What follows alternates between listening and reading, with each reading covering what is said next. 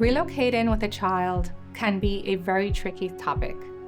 First of all, your parenting plan may include requirements that you notify the other parent anywhere from 30 to 90 days ahead of any planned relocation. So what happens when a parent is relocating out of the state or even far enough in the same state, this triggers what we call a material change in circumstances that can allow the other parent to go to court to seek a change in custody due to your planned move.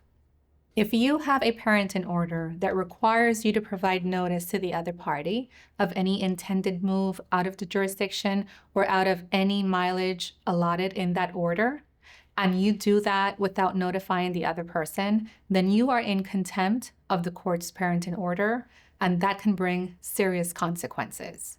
The judge may order that the fact that you violated this court order means that you have acted in a way that is not in the child's best interest.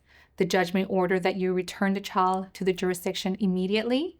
And since you have already left the jurisdiction, then the child will automatically end up staying with the other parent until the custody case is resolved. If you are relocating yourself and your children from out of the city or out of the state, this creates a change in the child's life. It's going to be a change as far as their schooling. It could be a change as far as their network of friends. It could be a change as far as their network of family and other relatives. So if you have a relocation case, this affects and can affect your custody case because it places an issue of whether this change is in the best interest of the child. So if the judge determines that this change, this move is not in the child's best interest, the judge may change custody and you may lose custody of your child. When considering relocation, how far you're going to move is relevant for a number of reasons.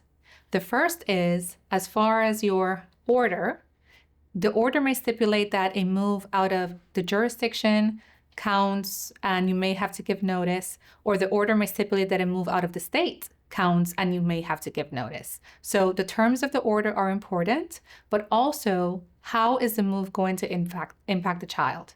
This as well is important to determine how a court will view your relocation case, whether it's something that is in the best interest of the child because it's a very minor move and the child will still be close to both parents, close to other relatives, or whether it's a big move and essentially the child's life will be disrupted completely. If you have decided that it is best for you and your family to relocate to another jurisdiction or even to another state, the first step is to review your current order and comply with any terms that are in the order.